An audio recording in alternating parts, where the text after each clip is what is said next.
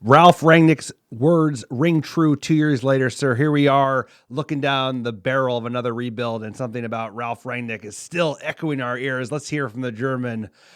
Oof, this sounds bad.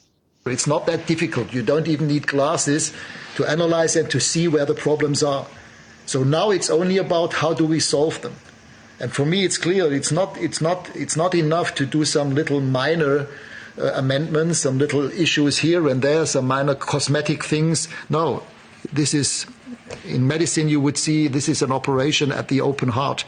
So there are more things to be changed than some little things here and some minor things there. And this is the good thing. Sir, operation of the open heart. You don't want to be going under open heart surgery, but United, 2.5 years later, this is a guy they brought in as manager. He should have been director of football. He was not listened to by the Glazers. And then the Glazers, they're not gone, but they're not running the show like they were 2.5 years ago. Now Ineos is. They brought in a director of football. They don't listen to him. He's probably like, hey, this is a surgery of the open heart, but we can't afford top-rate heart.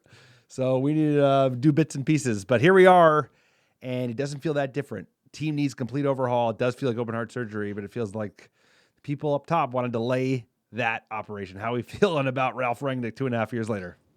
It's horrific when you think that he uttered these words when we spent $600 million into this team, and it's gotten the worst. What did he finish, sixth? We actually went to the game, Rangnick's last game at Crystal Palace away, where the players didn't even show up. Pogba didn't even come to the game. Ronaldo didn't even make the game. Was looking forward to seeing him play in United shirt, and he absolutely just bailed. They bailed on the club, bailed on the team. He was a dead man walking. Ten Hag was in the stands, the new promise there. And unfortunately, I feel like this moment is so critical and will be replayed over and over for the simple reason that he was stating, as a director of football and somebody who knows the game, to the Glazers, hey, this is a serious rebuild situation. And you know what? We're still in the serious rebuild because everyone that comes in, including Ineos and Ten Hag and his crew, when they did it, you get excited by the glitz, the glamour, and the cash, and you want to spend big. You want to spend big, and you want to win fast. You try to get Anthony for big money. You do these big money things that we've already done, and they all fail, and they always come bad, and we never really clear out the dead wood. We're half in one manager, half in the next manager, and it doesn't work. It will never work. We chop and change and switch styles of plays, like we switch styles of play like we just did with Ruben Amorim, which is insane. If you look at how bad everything went over the last decade, you would not do that.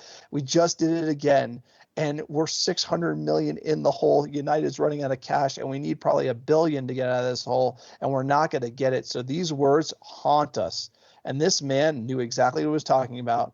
The players bluffed, didn't play for him, didn't even show up on his last game, showed him no respect.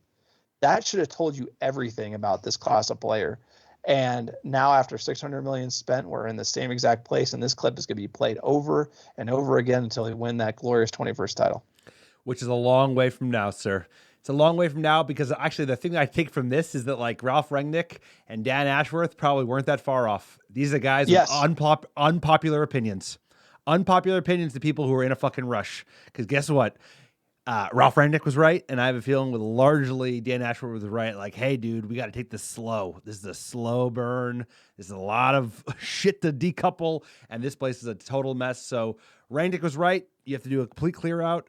And Dan Ashworth was also right. You have to do a complete clear out, but that's going to take time because at least with Ralf Rangnick, we had a little bit more cash to play with. Now the league's gotten even more competitive. It's never been more competitive.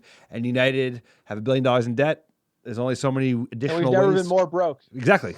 There's only a couple. We don't have that many other avenues to monetize the club. Stadium selling only gets you so far. We can't consistently get into Europe. So it's like the team needs to look at itself hard in the mirror and say, everyone's got to go. And you got to start listening to unpopular opinions. I hate to say it. Sir Jim Ratcliffe, man, this is going to be the decider whether you're a success at Manchester United or not. It's like, hey, everything that, it's not just what you want to hear. It's like, yo, reality, bro. Reality bites. And right now, this team's a mess, and you got to be open to the fact that we need to burn it all down and restart, and that takes time, and give the man time. And I just hope that he doesn't scare off Wilcox and Omar and all the competent people who are still around at the moment. Well, you don't hire Ruben Amorim with this squad if you want a quick fix. You just don't do it. Those two things don't exist. And I'm sure that Dan Ashworth said that, and he got shit canned. And for some reason, Barada is like Project 2028. We're going to win the title by 2028. Bro, we'll be lucky if we win it by 2035. Are you kidding me? Like, people have no idea. Like, we used to be, Rangnick was like, what, 6th we finished? We got Europa League because West Ham bottled it, if I recall right, on the last day of the season there. And we're in the teens. We're 14. The we're teens. 13. We're the teens. 12. Like, we used to be in like the mid, like 5, 6, 7, 8. 8. 5, 6, We used 7, 8. to be 6, 7, 5, 6, 8 7, was 8. open heart surgery. We're 14th. Where are we at now, bro? Like, we probably need some new lungs, new heart. We got a brain transplant, sir. Like, we're cooked. We're cooked, bro. They're putting us in the ground at 14. Like, there ain't no rebuild, and this is the issue here, is that reasonable, experienced footballing men have come into this club, and they've been shooed out. Rangnick, he didn't even get to be director of football. They hired him to be the director for the of wrong football. job. They hired for the wrong shit job. canned him. I know, idiots. He came in, assessed the situation. You got on mute. We lost you. He came in, assessed the situation, fucking disaster. Still muted. We lost John.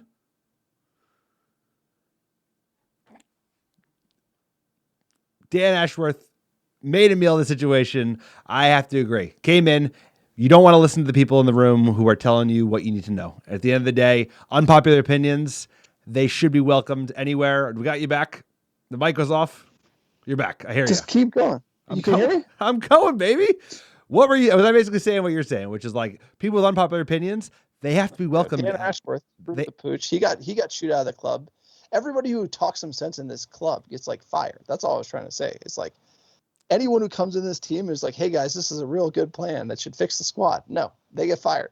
It's like, hey, you want to win now and spend a lot of money and waste it? Like, you're my guy.